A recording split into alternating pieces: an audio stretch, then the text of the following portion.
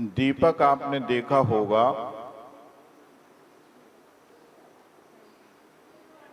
दीपक का स्वभाव स्वपर प्रकाशक कहा गया है। दीपक का स्वभाव स्वपर प्रकाशक कहा गया है।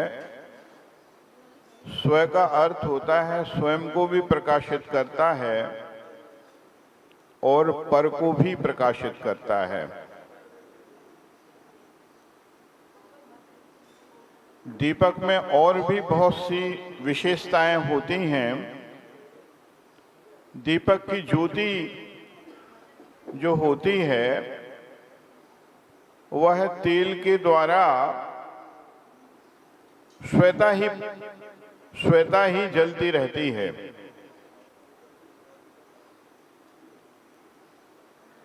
ऐसी दीपक की ज्योति स्वरूप हमारी माताजी हैं। माताजी के पास जब मैं पहली बार आया था और उनके चरण सानिध्य में जब मैं विराजित हुआ,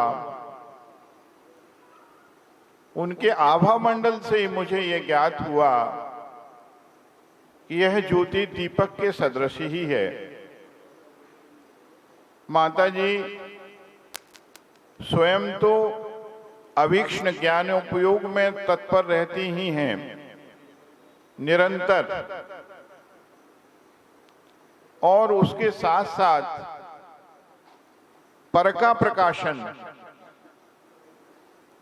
यानी दूसरे लोग भी जो ज्योति मेरे भीतर प्रकाशित हो रही है, जिस ज्योति को साध करके उनका जीवन पवित्र हो रहा है, उस ज्योति का कुछ अंश दूसरी तरफ भी प्रकाशित हो जाता है। ऐसी अद्भुतता माताजी में अपनी स्वयं की साधना करती हुई दूसरों को किस तरह से लाभ मिल जाए, यह एक मनोभावना, और वह भी सामान्य स्तर की, कर्तृत्व के भाव के रूप में नहीं। ऐसी माताजी, जब मैंने साहित्य को देखा माताजी का, तो एक साथ सहजता से प्रवाहमान होता हुआ वह दीपक, उसमें बहुत से ऐसे अपने आप अद्भुत ज्ञान की रचनाएं सहज ही स्फुटित होती हैं। ऐसी अद्भुत माताजी, जब मैंने माताजी से चर्चा की तो माताजी ने कहा मुझे पता भी नहीं पड़ता, और सहज ही रूप से वह शुद्ध का प्रवाह अपने आप प्रवाहित होता रहता है, रचना अपने आप होती रहती है। मुझे लगा माताजी कुछ तो संयोजना करना पड़ती होगी आपको। मैंने पूछा, नहीं भैया, मुझे कुछ समय लगता ही नहीं, मैं सोचती नहीं, कोई विचार नहीं करती, और सहज रूप से ये प्रवाह अपने आप चलता ही रहता है। तो अद्भुत ये जो विलक्षण क्षमता होती है, इसमें निश्चित ही पूर्व भव का संयोग होता है। एक हमारे यहाँ छात्र था जिसे मैं पढ़ाता था, और सवेरे उठ के वो कुछ ऐसे प्रश्न करता था, मुझे समझ में नहीं आता था ये शब्द आए कहाँ से। मैं पूछता था, ये शब्द तुम्हारे पास कैसे आए, ये इस ग्रंथ में तो है नहीं। तो वो कहता था, पता नहीं, जब मैं रात में सोता हूँ, सवेरे कुछ स्मरण करने बैठता हूँ, अपने आप ही ये शब्द इसमें से आने लगते हैं। ये क्या है? पूर्व भव का संस्कार। माता जी के साथ भी शुद्ध की ये लब्धि अद्भुत है। यह विलक्षणता हर व्यक्ति में देखने के लिए नहीं मिलती, और उसका प्रकाश भी माता जी एक दीपक की तरह हैं, उनका प्रकाश भी इस संसार में प्रकाशित ही हो रहा है। कोई भावना नहीं। स्वस्थ धाम में माता जी विराजित हुई, मुनि सुब्रतनाथ भगवान की वहां प्रतिमा, और उन्हें लगा इस क्षेत्र पे कार्य होना चाहिए। कार्य तो बहुत लोग कराते हैं और वो जुट जाते हैं, फिर वे सब अपनी चीजें भूल जाते हैं कि मुझे क्या करना है। लेकिन माता जी ऐसी नहीं। माता जी की यही विचक्षणता है, भैया तुम्हारा काम तुम करो, हमारा काम हमें करने दो। मैं इंजीनियर नहीं हूं। इंजीनियर का काम नक्शा बनाना है, उसकी व्यवस्था करना है, बिल्डिंग कैसे बनना, क्या होना, मंदिर का प्रारूप क्या होना, कैसा होना, वो सब काम जिसके हाथ था उन्हीं के हाथ रहा। माता जी सिर्फ सामान्य से वहां उपस्थित रहीं। अद्भुत बात ये, मैंने माता जी से कहा, माता जी इतना सारा दान, इतना पैसा आपने कहां से इकट्ठा कर लिया? माता जी बोली, भैया जी मैं किसी से कुछ नहीं बोलती, सहजता से ही, सहजता से ही। ये एक कहना चाहिए अद्भुत उनका सानिध्य, उनकी पवित्रता, उनकी भावनाएं, ऐसी भावनाएं कि जिसके फलस्वरूप अपने आप वह तीर्थ एक ऐसा अद्भुत तीर्थ बन गया। ऐसा मालूम होता है जैसे स्वर्ग में जो विमान होते हैं और वह विमान वहां पर अवतरित हुआ हो। मैं जब उस धरा पर पहुंचा तो ऐसा मंदिर मैंने कहीं नहीं देखा था। देखा तो मुझे लगा ये क्या है, अद्भुत व्यवस्था, अद्भुत सब कुछ वहां अपने आप में अद्भुत और व्यवस्थित, और उसमें एक व्यक्तित्व ऐसा भी जो अकिंचन्य, जिसका सानिध्य मात्र है, कर्तृत्व तो कुछ भी नहीं। ऐसी अद्भुतता माता जी की और माता जी के साथ उस तीर्थ की पवित्रता, अद्भुत दिव्यता, और देखने का आनंद, रहने का आनंद, स्वाध्याय का आनंद, चिंतन का आनंद सहज ही वहां पर स्फुरित होता है। अगर कोई जाए और वहां पर रुके, साधना करे, उसके लिए सभी प्रकार की वहां अनुकूलताएं हैं। तो ये सब होता है पवित्रता से, विशुद्धि से। मैंने माता जी से कहा, माता जी मैं साधना के लिए वहां जाना चाहता हूं। अरे इससे बड़ा और अच्छा क्या होगा, जब जाना है तब चले जाओ, वहां तो व्यवस्था है, और सहजता से अपनी साधना करो।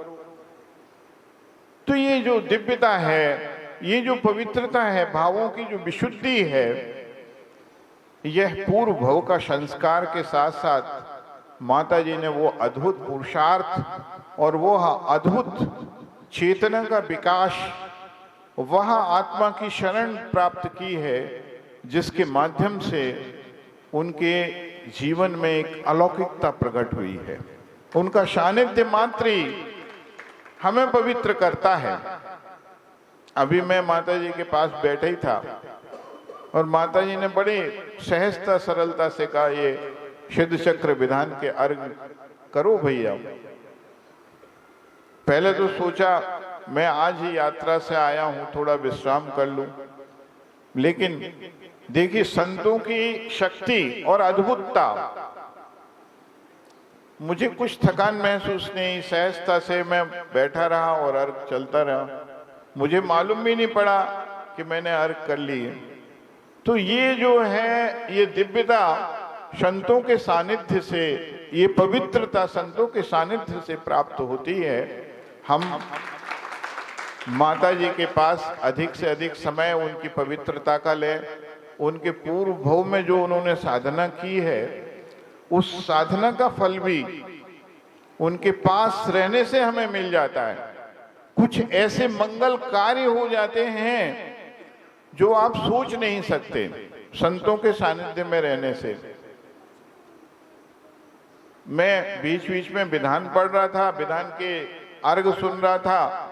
बहुत पहले कई बार विधान किया और बीच बीच में भावुक भी हो जाता था। तो ये मैंने सोचा, ये भावुकता कैसे हुई, क्यों हुई? तो ये परिणाम विशुद्धि संतों के पास रहने से होती है।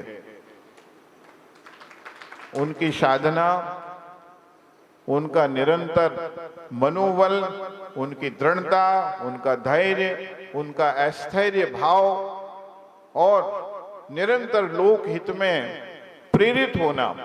मुझे याद आया आचार्य श्री की एक बात। आचार्य श्री मेरे से बोल रहे थे एक बार, एक साधिका, किसी लेखक की एक पुस्तक थी, तो पढ़ना बोले। एक साधिका। मैंने कहा महाराज जी आप तो बता दो उसमें लिखा क्या है, अब इतना कौन पढ़ेगा? अरे बोले पढ़ना तो कहते हैं वो कि वो एक अकेली महिला, और उस अकेली महिला ने निस्वार्थ रूप से कई लोगों को औषधि ट्रीटमेंट दिया, और उसने कभी कोई कामना ही नहीं की, कोई भावना ही नहीं की। बस उसका शरीर तो सिर्फ इसके लिए था कि लोग स्वस्थ हों, ये मनोभावना थी। हमने कहा आचार्य श्री उसका जीवन कैसे चलता था? उसने कभी सोचा ही नहीं था। वो बोले उसने कभी सोचा ही नहीं था कि मेरे जीवन का क्या, इसका क्या अर्थ है महाराज जी? बस यही तो समझना रहस्य है। संत अपने जीवन के बारे में नहीं सोचते, संत चलते हैं दूसरों के लिए, संत जीते हैं दूसरों के लिए, अपने लिए नहीं जीते। यही तो उसकी अद्भुतता थी, और उसने परहित में ही पूरा जीवन जिया। ऐसी माताजी की कृति को, माताजी को देख करके मुझे लगा कि वो आचार्य श्री ने जो पुस्तक कही थी, एक साधिका, मुझे पढ़ना चाहिए, अब पढ़ना चाहिए। तो मुझे बार बार याद आता है गुरु जी के वो वचन कि निस्वार्थ रूप से, एक सहस्र नाम में अकारण बंधु शब्द आता है, तो माताजी अकारण बंधु, बिना किसी स्वार्थ के लोक हित में जो रत रहता है वो अकारण बंधु कहलाता है। तीर्थों का उद्धार सहजता से होना, तीर्थों के माध्यम से लोग पवित्रता का जीवन जिएं, और माता जी का सानिध्य हमें अधिक से अधिक प्राप्त करने की भावना करना चाहिए। निरंतर माता जी के प्रवचन का लाभ तो मिलता ही है, और इसी मनोभावना से हमें जुड़े रहना चाहिए कि माता जी किस तरह अधिक से अधिक हमें लाभ दें, और अधिक से अधिक हम माता जी के प्रति क्या कर सकते हैं, हमें यह सोचना चाहिए, जिससे वो जो दूसरों के लिए जी रही हैं और हम भी उनके लिए कुछ सहयोगी बन सकें, तो ऐसी पवित्र भावना के साथ हमें उनके साथ यात्रा करने का आनंद लेना चाहिए। इसी मनोभावना के साथ बोलो आचार्य गुरुवर विद्यासागर महाराज की जय। आरिका रत्न श्री स्वस्ति भूषणमती माता जी की जय। आरिका संघ की जय।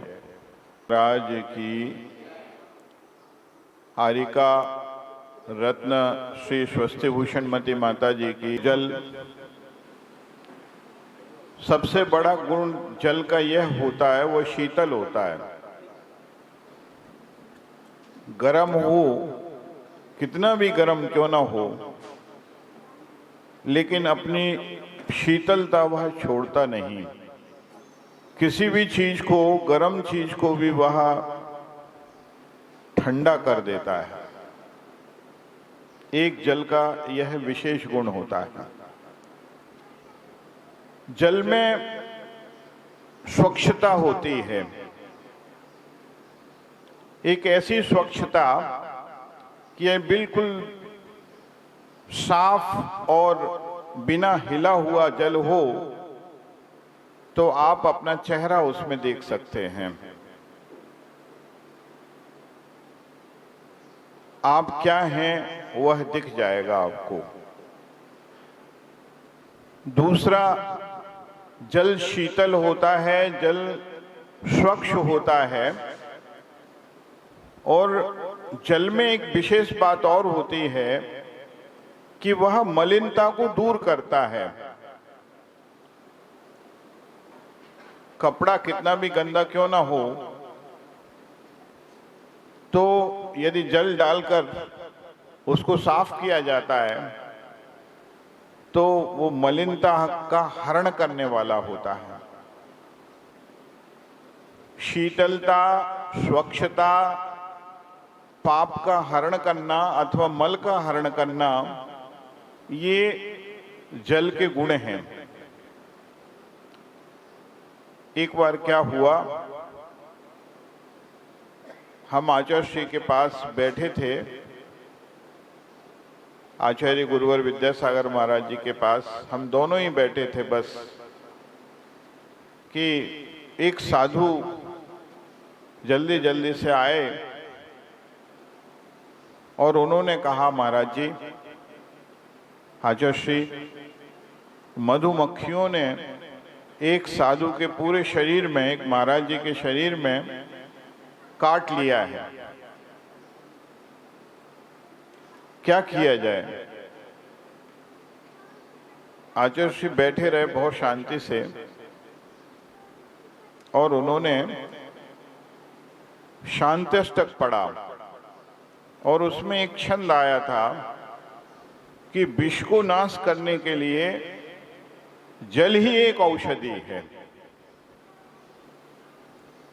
तो उन्होंने कहा कि जाओ, जाकर के जल से उसको साफ कर दो, जितने भी कांटे लगे हैं, कुछ भी है।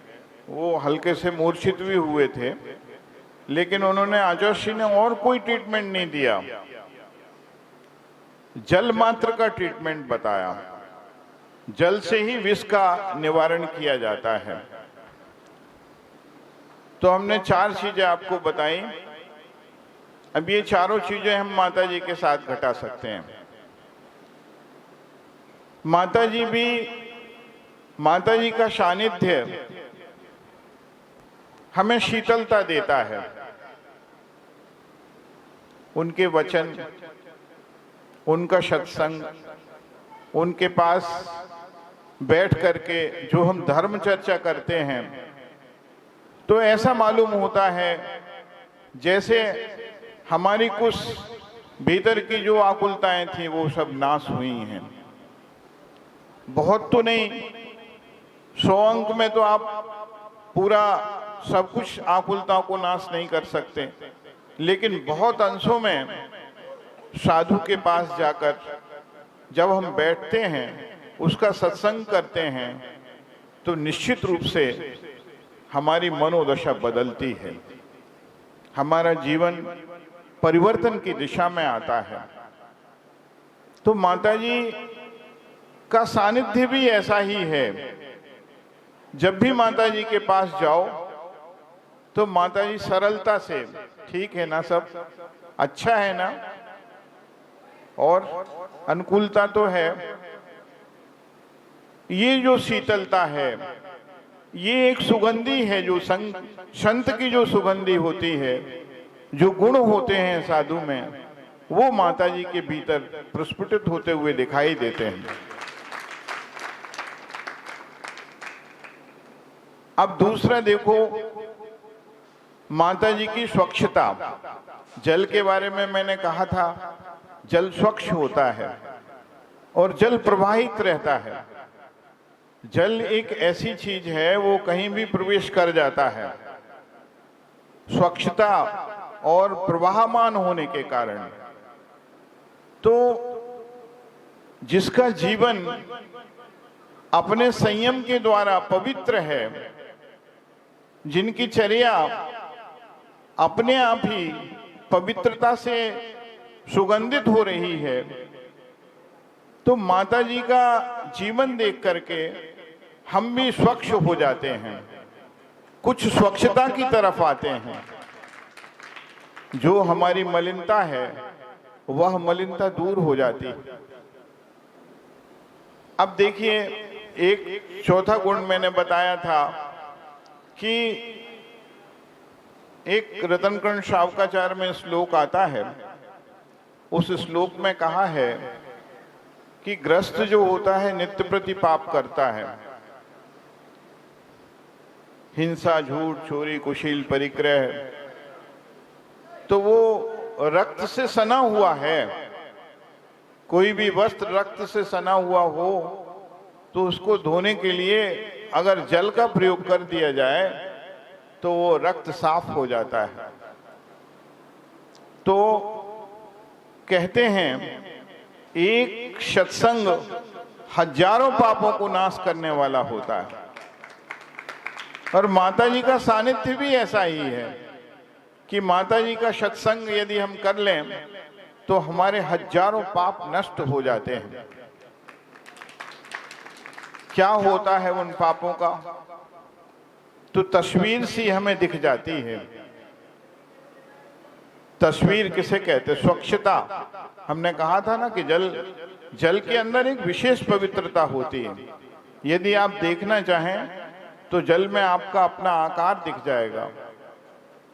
तो बस माता जी के पास आकर के हमें अपने पाप, हमें अपने दोष, हम जो हैं वो दिखाई देने लगते हैं। हमारा जीवन है कैसा, कहीं और पवित्रता है क्या इससे? तो जल की तरह माँ है, माँ का जीवन है, उनका पवित्र चरित्र, उनका सत्संग और उनके पास बैठना, उनकी चर्या हमें उतना ही पवित्र करती है जैसे जल पवित्र करता है चीजों को। तो हमें ऐसा ये चार गुण माँ के पास प्राप्त होते हैं। एक स्वच्छता, एक शीतलता, एक विष का हरण। विष क्या होता है? विष क्या होता है मालूम आपको? जिससे जीवन का नाश हो जाता है। और पाप क्या होते हैं? जो जीवन को नाश कर देते हैं। विषय क्या होते हैं? विषय वह होते हैं जीवन जिससे नाश होता है। आपने देखा कोई कीड़ा है, प्रकाश का कीड़ा, और वह प्रकाश को बार बार प्रकाश के पास जाता है और अपना जीवन नष्ट कर देता है। माता जी का जीवन एक बार आहार ग्रहण करना, वो भी पवित्र प्राशुक आहार ग्रहण करना। हम क्यों प्रभावित होते हैं संतों से? इसीलिए प्रभावित होते हैं कि वो जो विषय रूपी विष है, उसका यदि हरण हो सकता है तो सत्संग से ही हो सकता, और किसी कारण से नहीं हो सकता। और संतों के दर्शन से हो सकता है।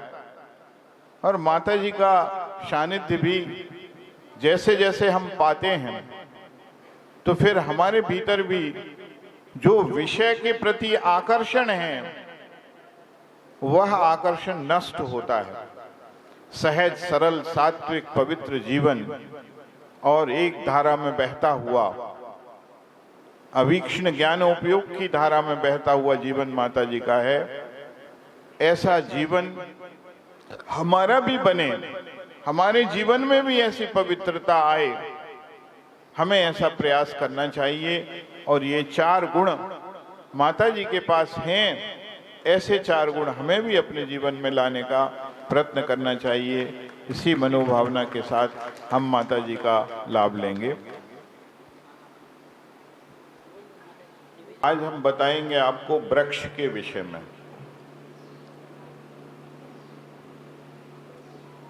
वृक्ष क्या है? कभी वृक्ष को आपने देखा? तो वृक्ष की जो जड़ें होती हैं वो पूरा का पूरा वृक्ष जड़ के आधार पर टिका रहता है।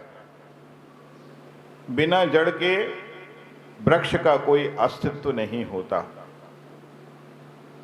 वृक्ष का बाह्य जो ढांचा होता है वो पूरा का पूरा हरा रहता है। आंतरिक जीवन जो वृक्ष का होता है, श्वास का लेना और छोड़ना, यह बिल्कुल अंदर ही अंदर चलता रहता है। जल का ग्रहण करना, वृक्ष भी बाहर से बहुत कुछ चीजें ग्रहण करता है। जल का ग्रहण करना और बहुत सी ऐसी चीजें ग्रहण करता है जलवायु से जो आपको दिखाई नहीं देती। और वृक्ष जब छोटा होता है उसकी सामर्थ्य कम होती है।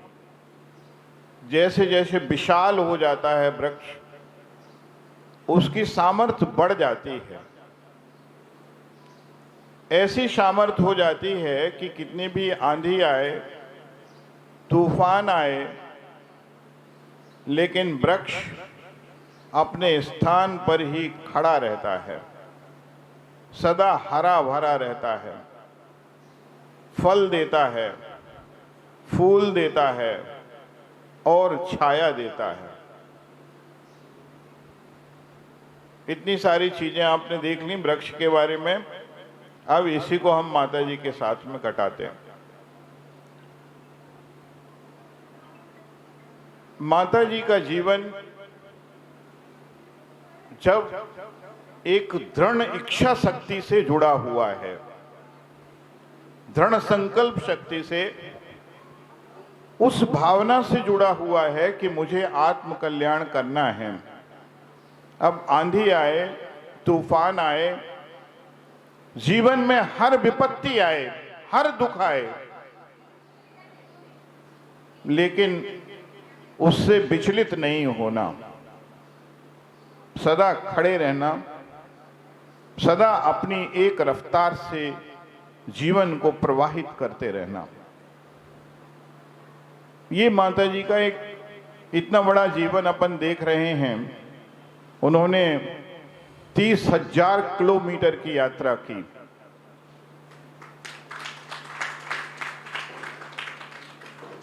अब आप कल्पना करिए, उसमें सोचिए आप कि जब आप 10 किलोमीटर चलते हैं तब क्या होता है आपके साथ। और जिसने 30,000 किलोमीटर, कितने चेहरे देखे होंगे, कितने स्थान देखे होंगे, कितनी वनस्पति देखी होगी, क्या क्या नहीं देखा होगा, और कितनी विषम परिस्थितियां देखी होंगी। लेकिन उन सब परिस्थितियों में उनकी क्षमता अडिग है, दृढ़ है। ये महत्वपूर्ण है। साधक थोड़ी सी परिस्थितियां आए तो विचलित हो जाते हैं, लेकिन माताजी उनमें नहीं है। वृक्ष कितनी भी आंधी आए, अगर जड़ उसकी गहरी हो जाती है, संकल्प शक्ति, दृढ़ शक्ति, इच्छा शक्ति माताजी की इतनी प्रबल है कि कुछ भी हो, हमें अपनी विशुद्धि को प्राप्त करना है, हमें अपने मोक्ष मार्ग पे चलना है। ऐसे साधकों का जीवन जो है वो हमें प्रेरणास्पद बन जाता है। ये बड़ा मुझे आश्चर्य होता है आपके इस नगर में कि आप लोग घर घर चौका नहीं लगा रहे। अरे वो घर कैसे पवित्र होगा जिसके घरों में चरण संतों के न पड़े हों। वो द्रव्य जो आप ग्रहण कर रहे हैं उसमें अगर संतों का स्थान ना हो तो वो कैसे भी पवित्र नहीं हो सकते। सोचो, आप सोचो, जो निष्कारण निस्वार्थ भाव से लोकहित में प्रवर्तमान हैं, आप अपने मेहमानों के लिए क्या क्या व्यवस्थाएं नहीं करते। तो क्या हम छोटी सी व्यवस्थाएं 1 दिन की, 2 दिन की, 5 दिन की संतों के लिए नहीं कर सकते? हमें निश्चित रूप से अपना मनोबल बढ़ाना चाहिए और ये प्रयास करना चाहिए, कितना भी क्यों ना परेशानी आए, हम अपने घर पे चौका लगाएंगे, घर पे हम व्यवस्था करेंगे, तो आपका द्रव्य भी पवित्र होगा, आपका कुल भी पवित्र होगा, आपका वो जो घर का वातावरण है वो भी पवित्र होगा। तो वृक्ष के विषय में मैं बता रहा था आपको। वृक्ष क्या है? छाया देता है। मां की गोद कैसी होती है? मां के पास जाकर के बच्चा निर्भय होकर सो जाता है, उसे कोई चिंता नहीं रहती। क्यों? उसे एक ऐसा मालूम है कि अब मुझे कोई डर नहीं है, मुझे मां बचाएगी। ऐसी ही माता जी हैं। माता जी छाया देती है आप सबके लिए। वो छाया देती हैं जिस छाया में सुखद रूप से आपका जीवन पलता पुसता और पल्लवित होता रहे। वृक्ष को देखा आपने? उसमें से एक एक पत्ते में, जड़ से एक एक पत्ते में पानी जा रहा है। वृक्ष को देखा है कभी आपने? लेकिन दिखाई नहीं देता। एक एक पत्ते में जमीन से पानी ऊपर की तरफ जा रहा है।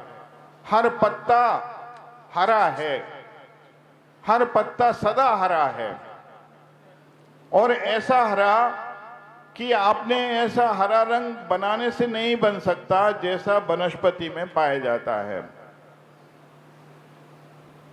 हर पत्ता। माता जी का जीवन भी निरंतर अपनी अंतरंग की पवित्रता से हर अंग में, हर शरीर की प्रक्रिया में, रक्त रक्त में, कण कण में, कोशिका कोशिका में सिर्फ एकमात्र वही संदेश, वही अहिंसा, वही सत्य की भावना से अनुवासित है। जब भी हम आप माता जी के पास बैठेंगे तो कभी क्या भावनाएं माता जी की प्रकट होंगी? भैया अच्छा करो, कुछ पूजन करो, भक्ति करो, विधान करो, जीवन को किसी न किसी क्रिया से जोड़ो, पवित्रता से जोड़ो। ये क्या है?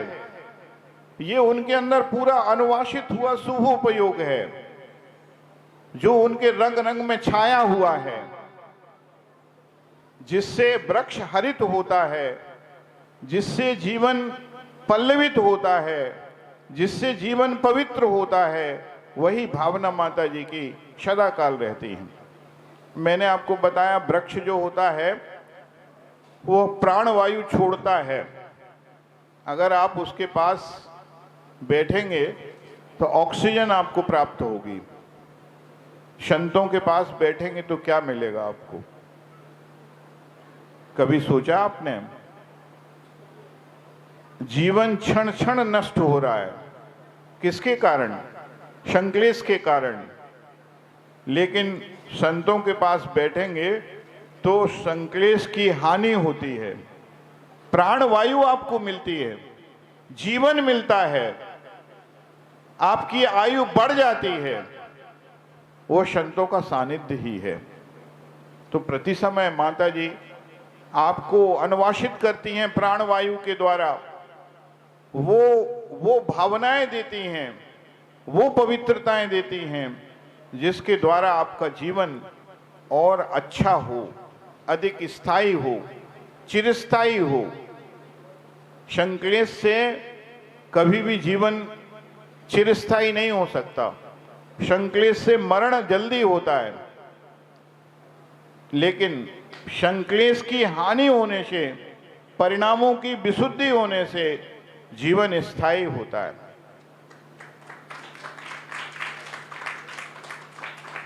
देखो बीमारियों का अभाव कैसे होता है। यदि आप वृक्ष के पास रहें, हरी जलवायु में रहें, तो बहुत जल्दी हीलिंग हो जाती है। कारण क्या है? कारण यही है कि उसके द्वारा जो वातावरण की पवित्रता आपको दी जाती है, सारे शरीर में वो फैलती है। तो विशुद्धि के कारण, परिणामों की विशुद्धि के कारण आप जितनी देर तक माता जी के सानिध्य में रहेंगे, उतनी देर तक बैर भाव, क्लेश भाव, संक्लेश भाव दूर हो जाएगा आपका। यह जो दूर होना है, यही आपके जीवन को बढ़ाने वाला है। तो बहुत सी ऐसी वृक्ष की उपयोगिताएं हैं। वो ऐसा हरित रंग है प्रकृति में, वृक्ष में, वो कहीं अन्यत्र आप बना नहीं सकते। और वृक्षों को देखें आप, हरे भरे वृक्षों को, तो आपको अच्छा लगेगा, सुखद लगेगा। हरियाली देखें तो अच्छा लगेगा आपको। तो वृक्षों की ये विशेषता होती है। और वृक्षों में और विशेषता होती है कि वृक्ष फूल भी देते हैं और फल भी देते हैं। फल ऐसे होते हैं कि उसमें प्रकृति की हर चीज समाई हुई है। और फूल ऐसा होता है जिस फूल से आप सुगंधी पाकर अपने आप को बहुत अच्छा सुवासित महसूस करते हैं। तो संतों के पास भी ऐसा ही सब कुछ है। उनके पास देखो, वृक्ष को आपने देखा हो, वृक्ष बहुत जल्दी फल नहीं देता। वृक्ष फूल कब देता है? जब वृक्ष विकसित हो जाता है तब वो फूल देता है, और फूल से फिर फल में कन्वर्ट होता है। तो माता जी का सानिध्य आप बहुत थोड़ा सा पाएंगे तो कुछ नहीं मिलेगा आपको, ना फूल मिलेगा ना फल मिलेगा। यदि उनके साथ लंबे समय से सत्संग करेंगे आप, तो फल भी मिलेगा और फूल भी मिलेगा। अब आप कहेंगे भाई क्या फल मिलने वाला है, फल से क्या मिलता है? मैं पूछता हूं आपसे, फल आपको क्यों अच्छे लगते हैं? फल मीठे होते हैं, रोचक होते हैं, स्वादिष्ट होते हैं, बनाए नहीं जा सकते। किसी भी प्रकार से फल बना नहीं सकते आप। व्यंजन बहुत से बना सकते, लेकिन फल नहीं बना सकते।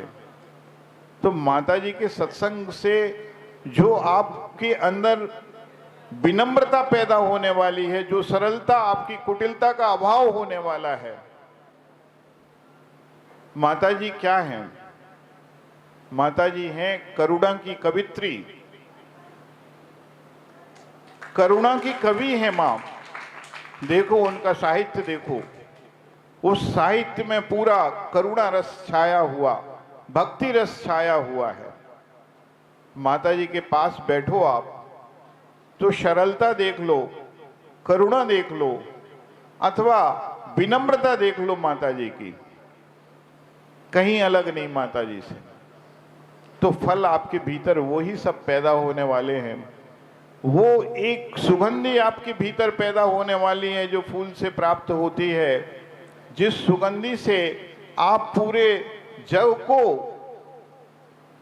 को सुभाषित कर सकते हैं। आपका व्यवहार, आपका प्रेम, आपकी विनम्रता, आपकी मृदुता जीवन को पवित्र कर सकती है, अनेकों जीवन को पवित्र कर सकती है।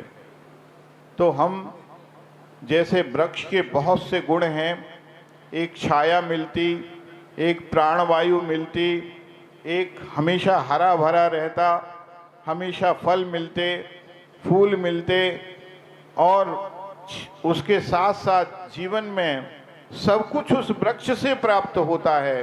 तो ऐसी वृक्ष स्वरूप माँ, उनके सानिध्य को प्राप्त करके हमें अपने जीवन को पवित्रता की ओर लाना चाहिए। इसी मनोभावना के साथ माता जी को बंदामी। एक भिखारी था, नित्य प्रति रोड पर बैठ करके वह भीख मांगता था।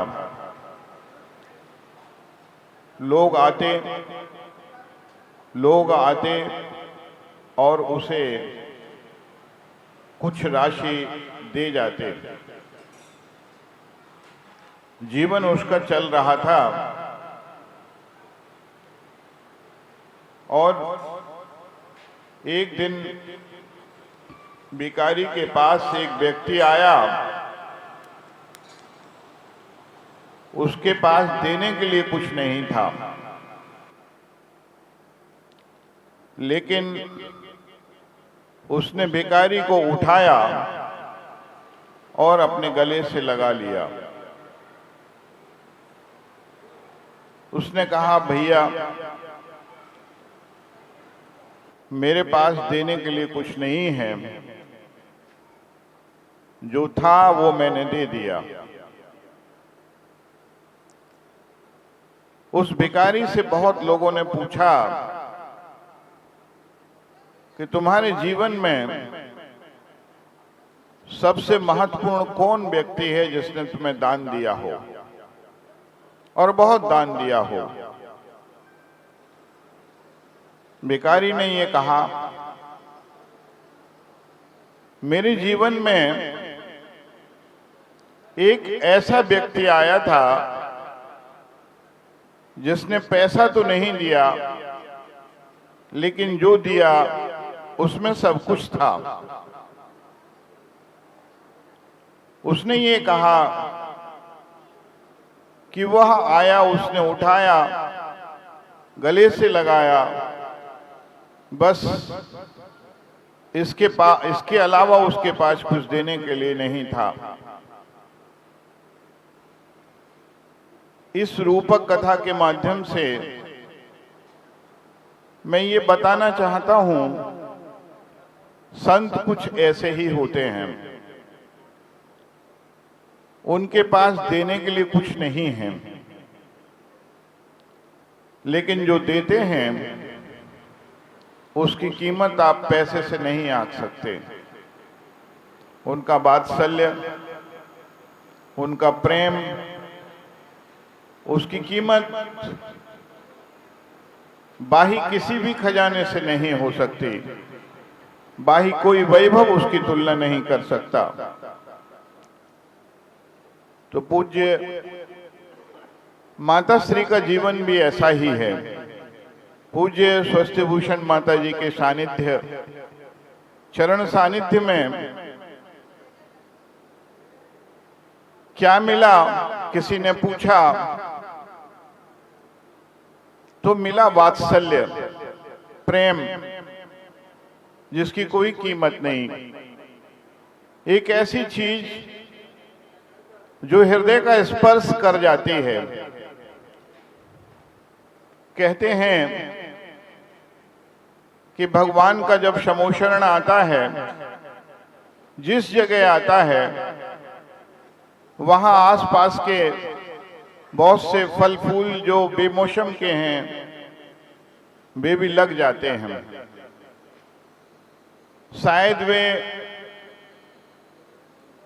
मुख की भाषा नहीं समझते, हृदय की भाषा समझते हैं।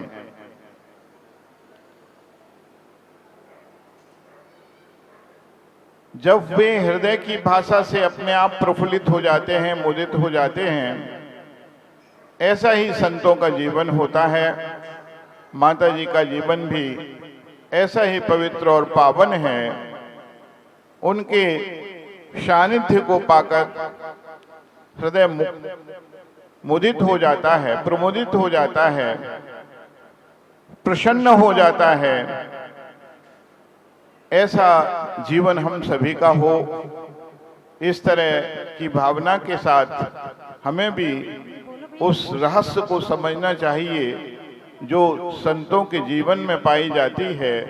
वही जीवन पवित्रता और एक ऐसी अपूर्व धारा को हमारे भीतर जन्म देते हैं जिस रहस्य को हम सब लोग नहीं समझ सकते हैं। इसी मनोभावना के साथ मैं विराम चाहूँगा। बोलो आरिका गणनी स्वस्ति भूषण मती माता जी की जय। भैया जी बोलो, आप बोलो बोलो। मेरा टाइम तो होता ही नहीं है।